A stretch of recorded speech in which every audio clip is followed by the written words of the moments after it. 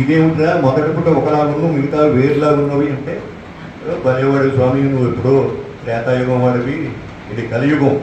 మేము జిరాక్స్ అని ఒక మహా యంత్రాన్ని కనిపెట్టాం. ఒక పూట నేను రాసి మిగతా కోటి జిరాక్స్ తీశాను. ఓరి బాబు చాలా సంతోషం. నీకేం కావాలి? రామకోటిలో రామశబ్దం నీకు మా సీతమ్మ వారికి చాలా ఇష్టం. రామభద్ర భద్రంగా మీరు గురించుకుని ఆ కోటి నాకు భార్యనన్నారు. ఎంత 100 ఇచ్చారు. ఇదేమిటి స్వామి, అదేదో మహాయంత్రం కనిపెట్టావు కదా, ఈ 100 అందులో పెట్టి కోటి చేసుకోపోవాలి. నీకే ఇన్ని తెలివితేటలుంటాయి, ఆయనకేమి ఉన్నాయని. అమ్మ మహిళా దినోత్సవం కాబట్టి మహిళలను క్షమించాలి. ఊరిని హాస్యం నుంచి ఒక మెసేజ్ కోసమే ఇప్పుడు చెప్తాను.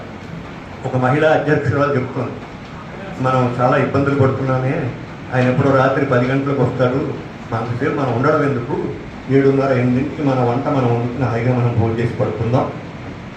అందరూ అలాగేనమ్మా చాలా బాగా చెప్పారు, ఎందుకు పాపం మన ఆరోగ్యాలు పాటు చేసుకోవడం అంటే. ఒక ఆవిడ